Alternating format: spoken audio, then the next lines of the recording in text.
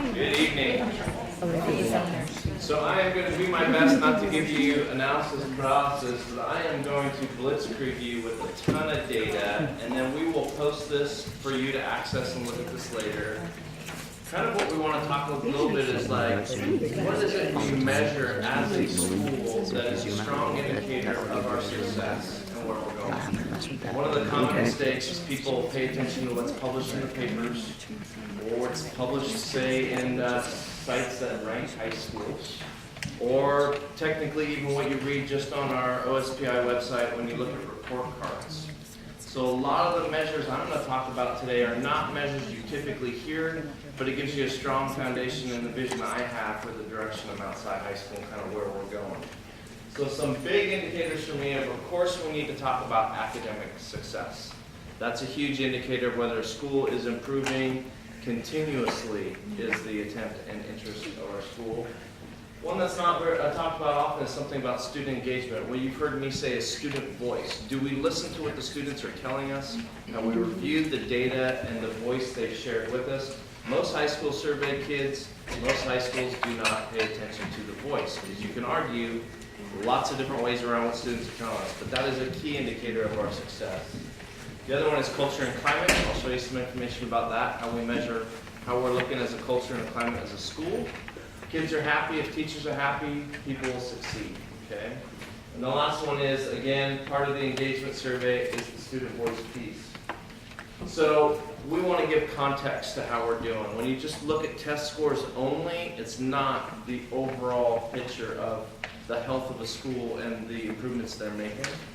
We also want to make sure that we're moving from a good school to a great school. If you've read Jim Collins' work, that's kind of our focus this year. Our hedgehog in that book that we've developed as a staff in our August in-service for 2 days is our hedgehog this year is connect and relationships. We're looking for connections with students and staff.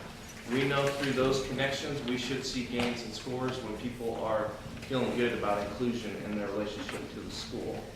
And are we improving, are we growing, and are we on the path to where we want to be? And last, the only way we know if it's taking place is if we're actually measuring it.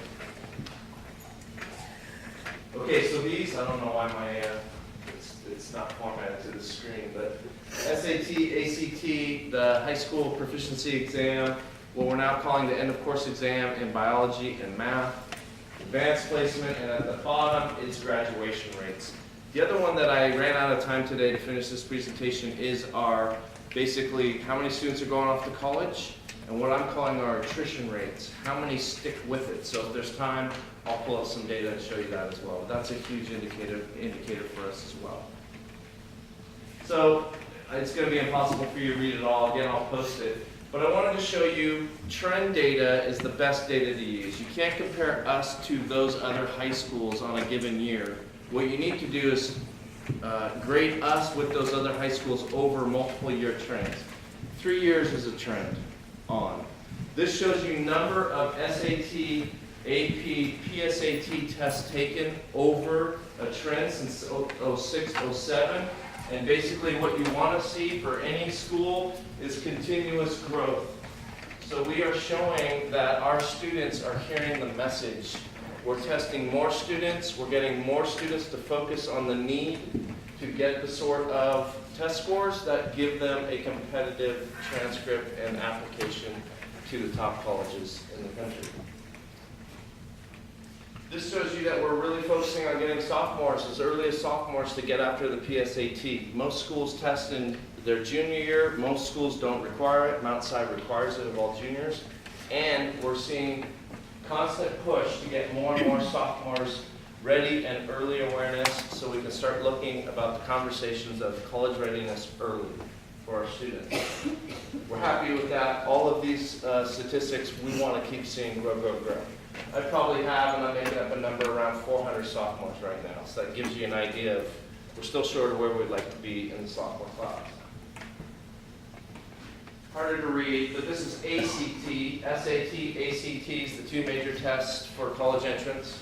ACT scores since 2007, what you would want to see as a school is, are the number of students growing? And we're growing, okay? When you start looking at the state, you can see that across the state, their growth rates aren't comparable.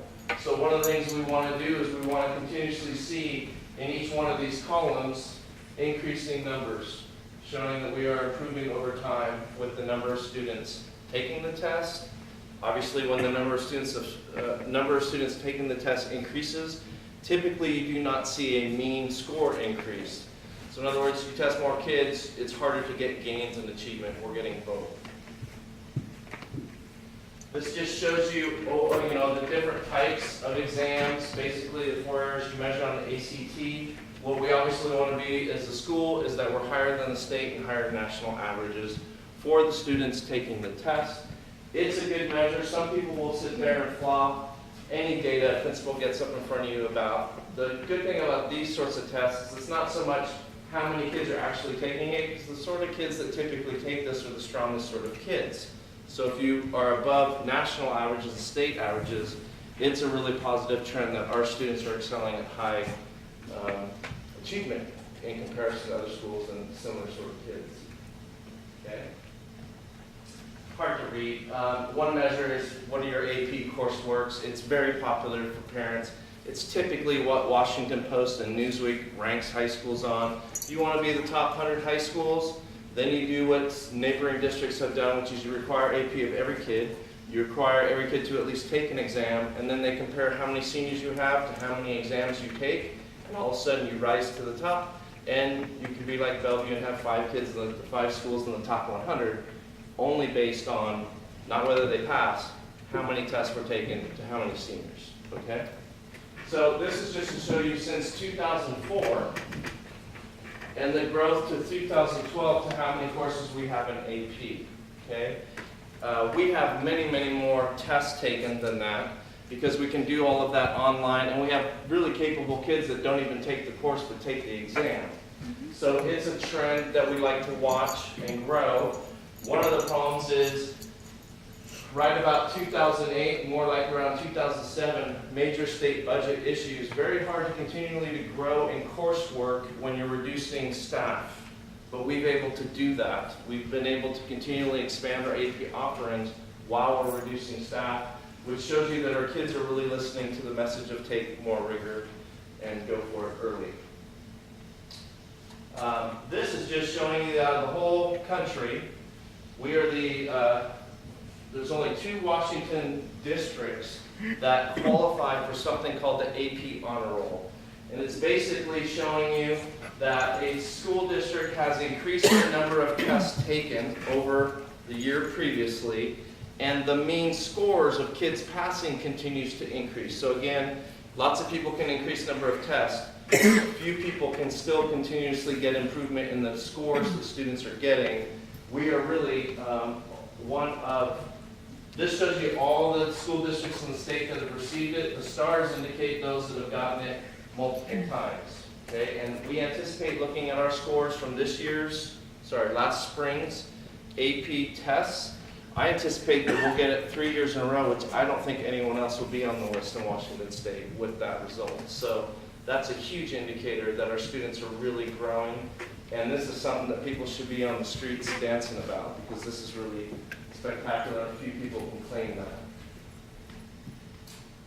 I'm going really fast because I thought I had a half hour. She said, no, you got 15 minutes. Some of you have seen this before, and it's a horrible looking graph, but basically this is a graph taking reading and math proficiency exams, the HISP, joining them over a 3-year trend, and we are right here in the leading quadrant of all the high schools in the state of Washington. Okay, when you look at the number of dots ahead of us, there aren't many. So you might have high schools we're traditionally compared to, but they are not growing. They are stagnant. They're flat. Math side continuously over 3 years has shown growth, growth, growth. This is an awesome trend. We want to continue to move to the forefront. One of the things we're doing with our staff is, who are these people? What do they look like? The other thing we're doing is, of these dots, who is similar in demographics and size? When we find that out, I think you'll find most of those dots will be behind us. Okay. This is just showing you history data over 3 years. You know, what you're looking for is you're looking for a steady improvement in scores. we've reached the kind of ceiling and we're still showing growth in our number of students growing. And I wanted to show you, since 1999, you can see just a steady progression of Mount Si on a trend graph. Okay, that's the sort of growth we want to see in our student populations. That's reading, here's writing, positive trends over 3 years, massive growth since 1999.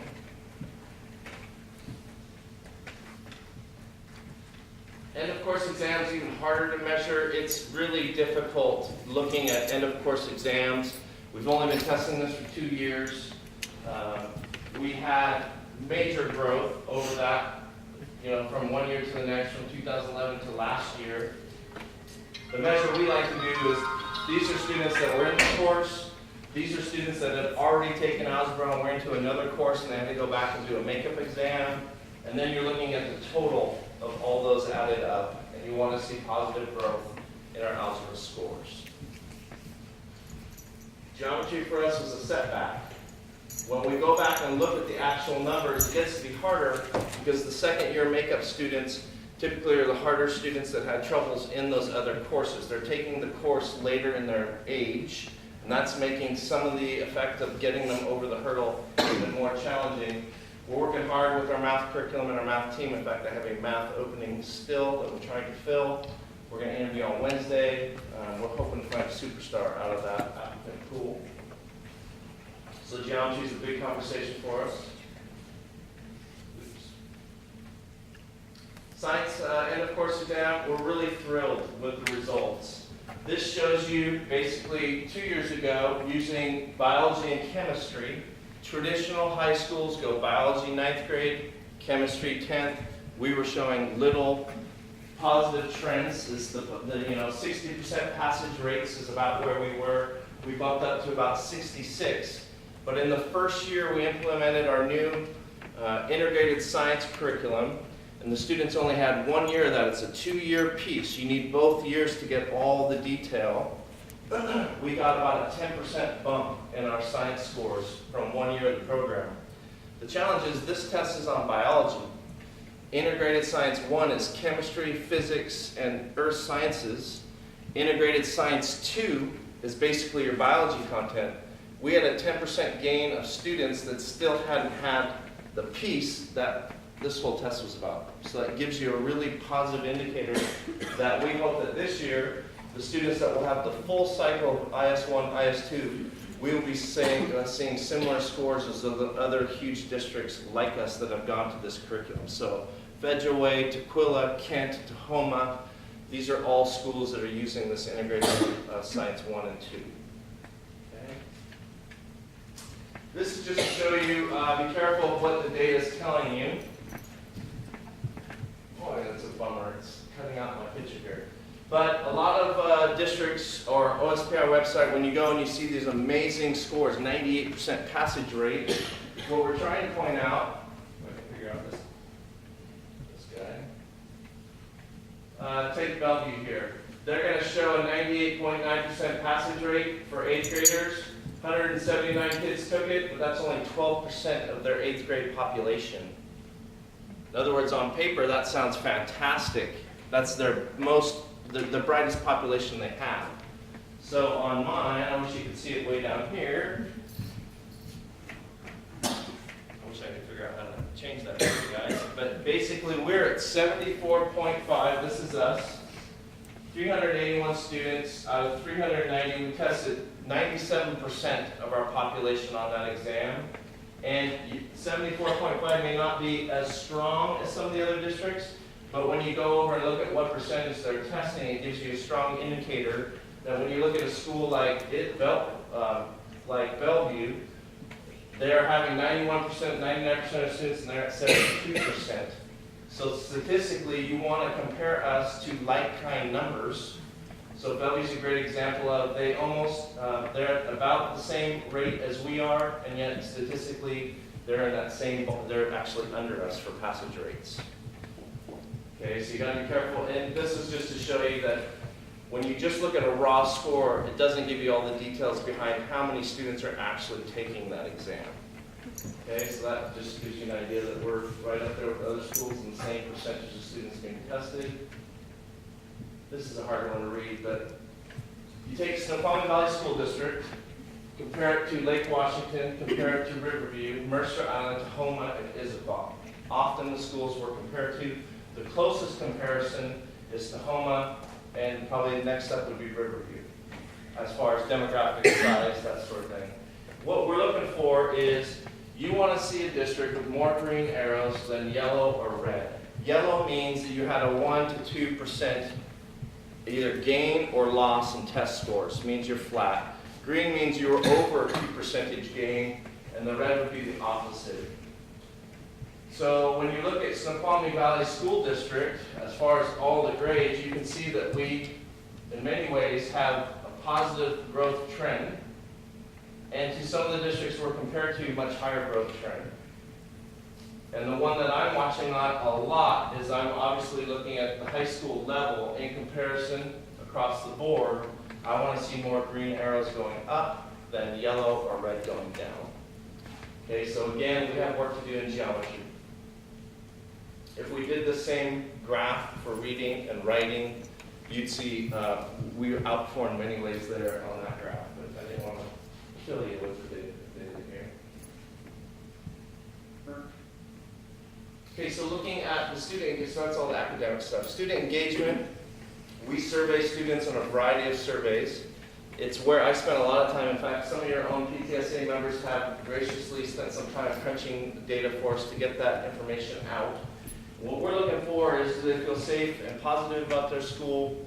Do they have the sort of positive relationships with their peers as well as their teachers? You know, do they feel like their voice is heard? Do they have a choice in what they're doing? Are they getting feedback and quick and frequent monitoring of instruction, meaning are they hearing from teachers on their grading practices and know where they're at? Are they engaged in what they're doing? And the last one is flexibility in teaching styles. So I just took out of this huge survey, which is nationally norm compared, I took the sheet that said what are the hottest, highest percentage of returns and positiveness in their responses. So the top ones are, this is great, so you take this home, parents. I know what I'm supposed to be doing while I'm at school, at 91%. I understand that getting education is important. Super high. Do we have every kid performing at high levels? No, but they know what they're supposed to be doing. It is a very big conversation I'm having with my struggling learners. Like, hey, we know what we're supposed to be doing. You know what the expectations are, but we're not doing it. Let's talk about that a bit. So that's a big investment we're making now. This was a trend that I watched to see if this increased. We have students that really feel they get a lot of choice, and the responses after our new scheduling process bumped up a little bit, indicating, hey, they liked having more voice and choice in how they selected their coursework this year. This is one that we continually look at. We have had several focus groups with students asking, well, what is safe to you? We're trying to flesh out how they're answering that question, because we think we have a very safe school, and so the conversation with students is to find out how they're answering and what that means to them. So that's the conversation we're doing. You know, only 65%, which is good, are saying they know what the expectations are. That means we need to focus on the other 35%, find out where is it we're not communicating our expectations. How is it you're not feeling a sense of, you know, what we're asking of our student population. So that's something we're looking at. This one is one that I've worked on a lot last year, but this year there's a big push with my guidance team, my counselors. We're looking to implement something called Advisories. We feel that when students know how to navigate the system, they know the expectations, they know what school of choice they want to go to is asking of them in their transcript, what the world of work is looking for, that we will see increases in the sort of coursework and transcript, you know, reviews of students that indicate they got it and they're really prepared for the next step. So the counselors are going to be instituting a lot of work this year, getting out into classrooms more and doing a lot of more focused work with the whole 100% of the student body rather than the students that seek out counselor support and the families that look for it. So we're pushing for 100% of student access to that. The ones that were on the most unfavorable responses. My teacher aligns their lessons to my learning style. Students were saying that's the top one that is the most negative. Okay, so we talked about this as a teaching staff. Do we know what the learning styles is? Do we alter it for the students in front of us, or do we do what's comfortable for us? Again, same sort of question. Not a whole lot of hands-on. This is why we're talking deeply about the STEM initiative. This is why we're really looking at the freshman campus to change the paradigm of how we instruct around learning styles, more hands-on, more relevant towards their future career goals, and if they're not aware of what the future has in careers, is the big focus to start to implement this.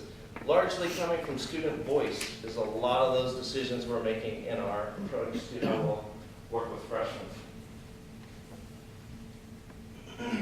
30% are interested in school. That's problematic. To me, that says I don't see why what I'm doing has anything to do with where I'm going next or where my mind is today.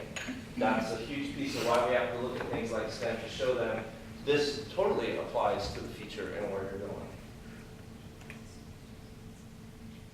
We have spent the first day and a half with staff on this question. My teachers readily listen to and accept student ideas and suggestions about classwork.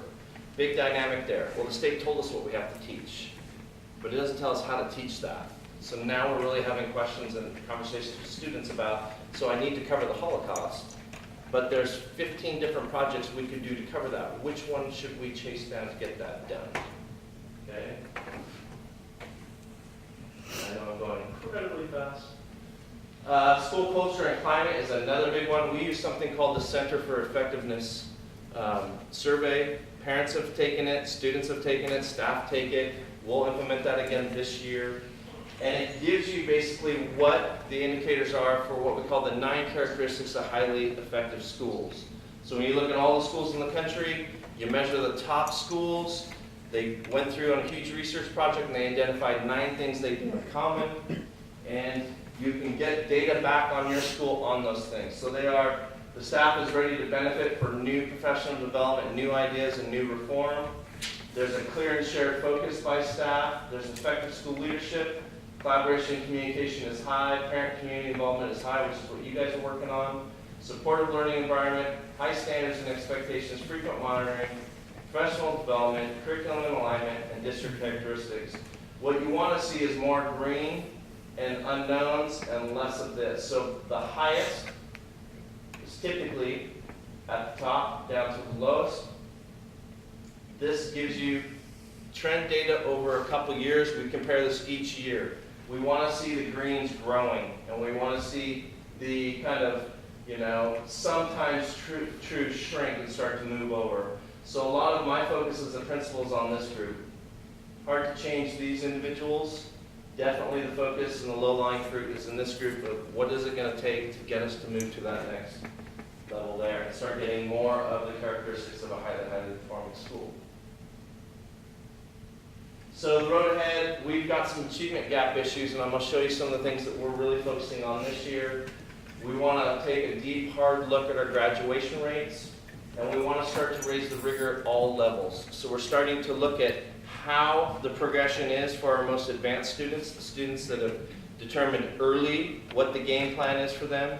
We're trying to figure out how do we have the conversation for the kids kind of in the middle of the bell curve to get them to look at that viewpoint and get after that rigor early. And then we're implementing all sorts of resources right now on that population that's costing our district severely, and that is our dropout rates. So they have changed how you measure dropouts. So anything you look at OSPI from a year ago, 2 years ago, is an old measurement, and it's hard to compare the two. This is showing you current measurements.